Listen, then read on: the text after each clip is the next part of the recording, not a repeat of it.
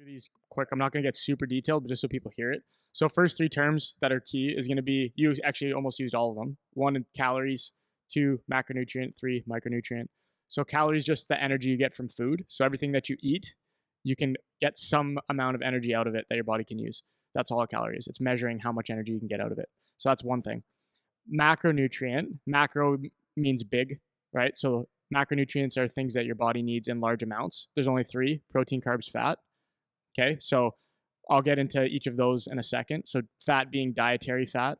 Okay, so fat sources that you eat, carbohydrates, and protein. Those are your three.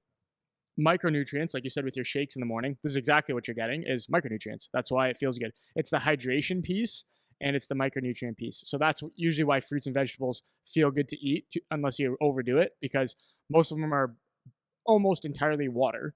Like most of them are like 90+% water.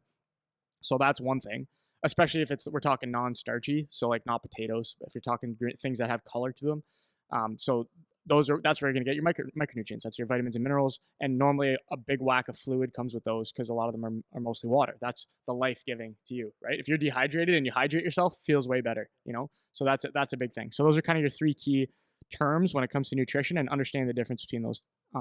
Next I want to talk about is the difference in how you can use the energy that you get. So how you're using calories.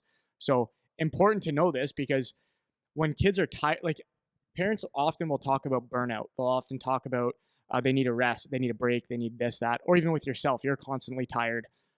If you don't understand why that might be, because you don't understand how your body uses energy, then it's hard to solve that problem, So there's, generally speaking, four categories. You have what I say is just the energy it takes to keep the lights on. So if you lay in your bed and do nothing, you just lay there and do nothing, your body's still constantly consuming energy to pump your blood, to keep your breath going. All these other internal processes are just happening without you doing anything. That all takes energy. That's called your basal metabolic rate. Some people say resting metabolic rate, which some people talk about difference between those two, which I don't really understand. But regardless, that takes up the most amount of your energy in the day, unless you're a endurance athlete where you're running marathons every day or something. So for most people, a huge chunk of your caloric expenditure, or how many calories you burn, or your energy expenditure, is going to be just from doing nothing. After that, you have your energy expenditure, which would be intentional activity. So going to a skate, going to a workout, doing a bike ride, doing something where you're like, I want to exercise. That would be that.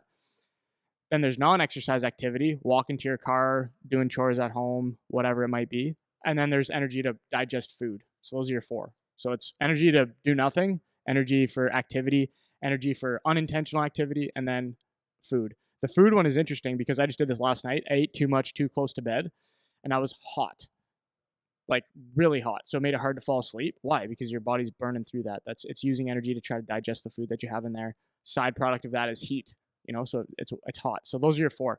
So those terms, so calorie, macronutrient, micronutrient, and then the way you burn the energy, that kind of frames everything in terms of, as an athlete, how you can pull levers to make things better or worse from a nutrition standpoint. You have to understand those things, okay? So if we go back to macronutrients, we talk about protein. You were saying, why is protein so important? Protein makes everything. So you digest protein, breaks it down into amino acids, and amino acids build everything. So it's not just it builds muscle. Proteins are enzymes that break things down. It helps you fight off infections and stuff when you're sick. All of these things are made of proteins, so you digest protein, it uses the amino acids that you get from the breakdown to rebuild other things, which is everything. So the analogy I use on that is the foundation of the house kind of thing. We lay the foundation of the house, that's your protein. If you try to build things on a bad foundation, you're gonna have a tough time feeling optimal, right? So that's protein. It's important to make sure that you're starting with that and you're hitting enough of that. Rule of thumb for athletes it's the research standard. There's a recommended daily allowance of what you're supposed to get, and then there's what's optimal for performance. Those are two different numbers. So if you get the recommended daily allowance from, if you look it up online, whatever it is, it's like 0.8 grams per kilogram or something like that. And that's just like, so you don't die, basically. That's what that number is. 0.8 grams per your pound of body weight. No, per kilogram of body weight. Per kilogram. Right? So, or something like close to that. So that number, whatever that number exactly is, you can look that one up. That's to not fall apart, more or less. That's to not have a deficiency where your body is actually breaking down. For optimal gains in terms of from an athletic standpoint, or for an optimal performance standpoint, not even as an athlete, just as a person, you're looking at 1.6 to 2.2 grams per kilogram. So if you flip that to pounds, good rule of thumb is about 1 gram per pound. That's what we say. So if you're, for a younger kid, that's 40 pounds. If you're around that gram per pound, that's not actually that difficult, right, to get. As you're more into your adult life, it's harder to hit higher levels of protein because it's so satisfying to eat that your appetite is just killed. As soon as you have a big whack of protein, you have no appetite anymore, right? And you'll stay full forever. It feels like you're full forever.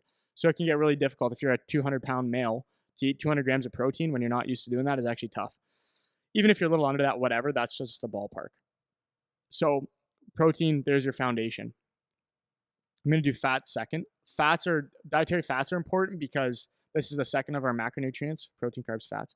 Fats are important because they're the ones that help with all kinds of other things that you don't necessarily think of, like hormone production, making sure that you actually feel well. That's what the dietary fats help a lot in. So it's kind of like an assist to all these other little processes. So that's why those are important. And then the last one is going to be carbohydrates. Carbohydrates are the killer. You're talking about people that get on carnivore and get on all this kind of shit. Carbohydrates, if you do high intensity activity, which hockey players do, then carbs are the fuel. It is. So if you don't have that, your performance is going to suffer. So I hear a lot of times parents who have kind of maybe heard things on social media or they've read about some things that sugar's the killer, sugar's bad, because a lot of times the marketing is to kind of the average person that's trying to lose fat or something. And a lot of those conversations are framed in terms of not having carbohydrates. But that's not the audience when we're talking about athletes. The audience when we're talking about athletes, they actually need the sugar.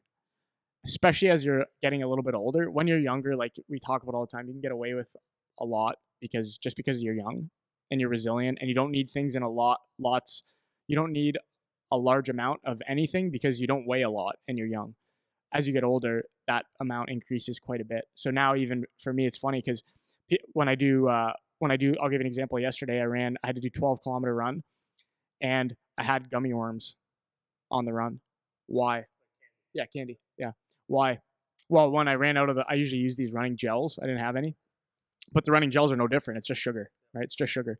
So you see me running, if you run past me when I'm running, I got a freaking gummy worm in my mouth. It's like, oh, I thought you're supposed to be the health guy. It's like, yeah, this is a tool I'm using for performance. I'm not just having 15 gummy worms because I feel like it's sitting on the couch, you know? So thinking of these things in terms of tools, you know, not just this is good and this is bad. And I think when we're talking about foods, particularly when you start talking about carbohydrates or snacks or junk food or whatever, even healthy food, it's like I said when you were talking about the philosophy with your family, having a purpose to what you're doing. So, you know, people will opt to buy the no sugar drink because they think the sugar's bad. So between periods, 15-year-old is drinking something that has no sugar in it, but maybe they need the sugar, you know, or maybe they don't need that much sugar or whatever, but they have to figure that out. You know, it's not just, this is not something you should have ever, you know? And so I say this to kids a lot when I teach the nutrition philosophy. These things are tools to use based on your purpose. And that's why having a purpose with your nutrition, kind of like I outlined when you're talking about the example with your family, is important so that you can say, okay, now I use this, now I use this. And sometimes your purpose might be, like I said, enjoyment. It might just be I'm having a social night with my friends and I want to have some freaking gummy worms for no reason. Okay, fine. Or I am performing and I need to have X amount of sugar because I know I'm going to be depleted if I don't have enough. That's a good reason. Or it's, hey, I'm having an off day where I'm kind of couch potatoing. I don't need to eat much carbs today because I'm not going to have to use it for fuel for any reason. So being able to choose is what's important. You know, being able to choose, I want to use this versus I want to use this versus I want to use this. And that's something I try to teach the guys that we have here. That's something I try to teach the young kids when I explain to them different food selections. I try to not demonize the food.